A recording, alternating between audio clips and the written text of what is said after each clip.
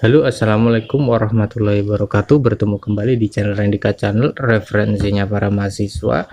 Pada kali ini kita akan melanjutkan untuk bagaimana cara membuat lampiran-lampiran pada skripsi, yang mana ini prosesi yang biasa dikatakan itu akhir yang mana kita hanya mencantumkan lampiran-lampiran yang kita dapatkan ketika kita melaksanakan sebuah penelitian ya, maupun sebelum penelitian. Hal-hal apa yang nanti kita cantumkan dan itu bagaimana nanti mencantumkannya.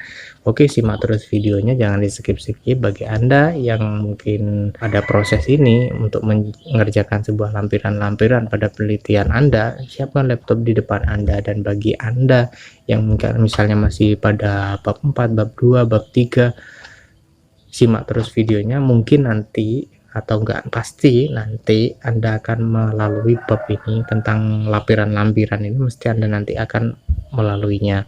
Dan bagi Anda yang telah mengerjakan skripsi misalnya sudah selesai, nah bisa nanti Anda lihat lagi, bisa biar Anda enak sharing-sharing kepada teman Anda yang sedang mengerjakan skripsi. Simak terus videonya.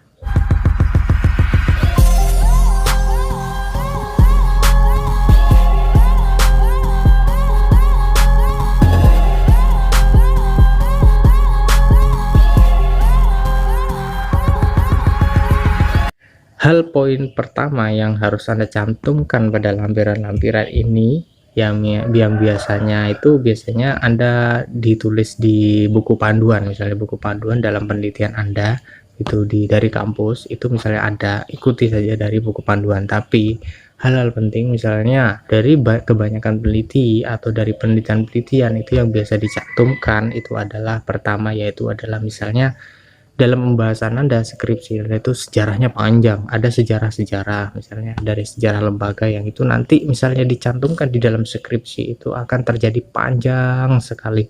Nah itu biasanya dari dosen pembimbing itu suruh cantumkan saja di lampiran, misalnya teori panjang sekali, cantumkan saja di lampiran ya, biasanya seperti itu ya. Nah itu hal yang Anda cantumkan di lampiran yang pertama, yaitu misalnya rangkuman-rangkuman atau misalnya sejarah-sejarah atau misalnya ada dokumen-dokumen yang bersifat panjang ya, bersifat gamblang, itu bisa Anda cantumkan dulu di lampiran-lampiran yang pertama ya. Lalu yang kedua yaitu Anda mencantumkan sebuah instrumen peneliti. Instrumen penelitian seperti apa ya, nanti pertanyaan-pertanyaan Anda, instrumen penelitian yang Anda buat itu yang di awal itu misalnya pertanyaan, itu bisa Anda cantumkan yang bagian kedua, itu lampiran yang kedua misalnya. Itu misalnya pertanyaan-pertanyaan nanti, misalnya pertanyaan Anda bersifat, saya bertanya itu bersifat misalnya abstrak, yaitu ngomong pakai rekaman itu suara ya, bisa Anda ketik di situ, bisa Anda ketik, nanti Anda tuh cantumkan di lampiran itu juga bisa. Tapi yang penting nanti Anda cantumkan di situ sebuah instrumen, ada sebuah instrumennya ya dalam penelitiannya. Lalu poin yang ketiga yang harus Anda cantumkan yaitu sebuah hasil wawancara. Hasil wawancara itu bisa berupa tulisan ya, bisa Anda tulis berupa tulisan, bisa Anda cantumkan nanti misalnya hasil wawancara itu bersifat suara atau rekaman, jadi bisa Anda ketik dulu lalu Anda tulis. Misalnya Anda mendapatkan itu dari hasil tulisan tangan, misalnya dari wawancara yang bersifat tertulis, nah itu bisa Anda cantumkan, Anda lampirkan dalam berupa tulis, itu juga bisa, tulis tangan ya, itu bisa juga Anda cantumkan. Lalu ya selanjutnya misalnya penelitian Anda itu bersifat statistika, nah kan itu menggunakan misalnya lampiran-lampiran bersifat SPSS ya di situ, atau statistika dari hasil-hasil tadi, hitung-hitung dan sebagainya. Nah itu bisa juga Anda cantumkan di situ kalau penelitian Anda misalnya kuantitatif dalam penelitian itu. Nah bisa Anda cantumkan juga di situ di lampiran-lampiran ya. Lalu yang selanjutnya yang wajib untuk dicantumkan dalam lampiran-lampiran yaitu Anda kan ketika meneliti itu mesti ada surat izin untuk penelitian dari kampus. Nah itu juga nanti dicantumkan, makanya kan ketika awal dari Anda meneliti itu jangan sampai hilang tuh surat untuk meneliti ke lapangan itu, yang nanti surat itu diserahkan kepada misalnya RT atau RW yang Anda teliti atau enggak lembaga-lembaga yang Anda teliti, nanti kan pasti ada surat balasan untuk penelitian Anda. Nah, surat balasan dalam penelitian Anda itu menjadi bukti bahwa Anda benar-benar meneliti di lapangan. Nah, itu bisa Anda cantumkan di situ. Lalu lampiran-lampiran selanjutnya yang harus Anda cantumkan di dalam penelitian Anda yaitu adalah foto atau dokumentasi. Nah, di situ biasanya bersifat gambar. Gambar apa? Gambar yang wawancara Anda dengan siapa gitu, dengan responden Anda. Terus nanti foto-foto ini bisa foto lembaga, misalnya lembaga yang terkait, misalnya lembaga itu dari kegiatan mengajar, kegiatan belajar, misalnya dalam lingkup penelitian Anda itu adalah penelitian pendidikan ya. Misalnya dalam lingkup penelitian Anda itu adalah penelitian dalam studi kewirausahaan misalnya, itu bisa Anda nanti penelitian atau Anda dokumentasikan ketika Anda nanti misalnya di suatu perusahaan dan sebagainya. Dalam aturan dan penulisan lampiran-lampiran ini sebenarnya ini tidak ada aturan baku. Misalnya Anda harus rata kiri, rata kanan, rata kiri, rata kanan gitu sedemikian rupa. Itu tidak ada aturan baku. Dalam penulisan lampiran ini Anda mencantumkan situ yang penting enak dipandang, jadi tidak, misalnya kan ada ketika Anda menulis dalam skripsi itu ada pinggirannya itu ada tempat untuk penjilitan. Nah, itu jangan ditabrak ketika Anda ngeprint, misalnya Anda tabrak, itu jangan. Nah, yang penting itu. Dan juga nanti misalnya ada data scanner dan sebagainya, itu usahakan nanti jangan sampai keluar.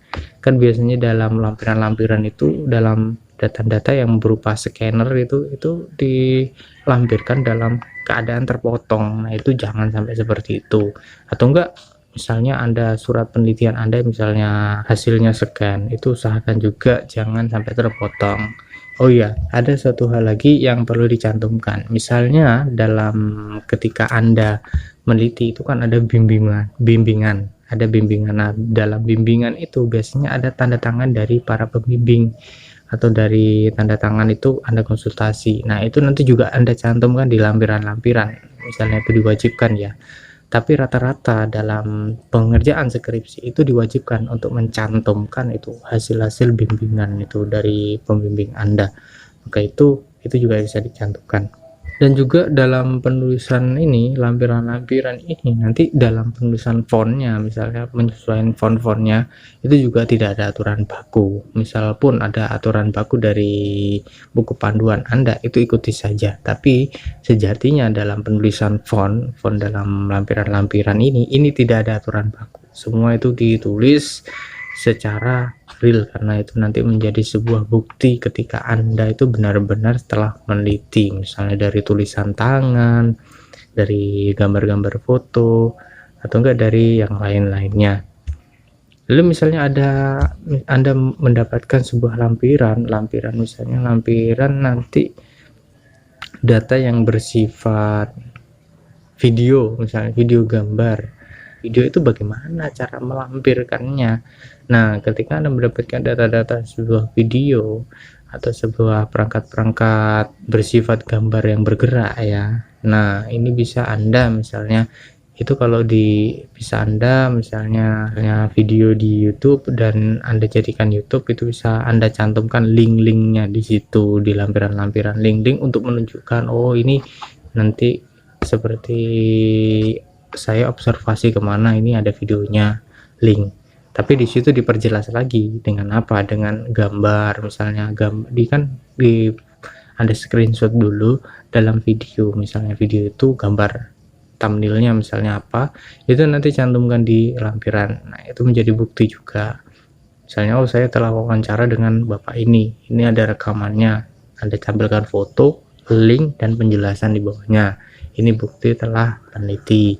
Oke, mungkin sekian dulu video dari saya. Apabila masih dibingungkan bisa Anda tanyakan di kolom komen. Tetap subscribe channel ini agar tetap rajin dalam mengupload video dan juga tetap istiqomah untuk menjawab pertanyaan-pertanyaan dari Anda secara gratis ya. Saya tidak ada berbayar karena ini kita sharing-sharing tentang ilmu. Terima kasih. Assalamualaikum warahmatullahi wabarakatuh.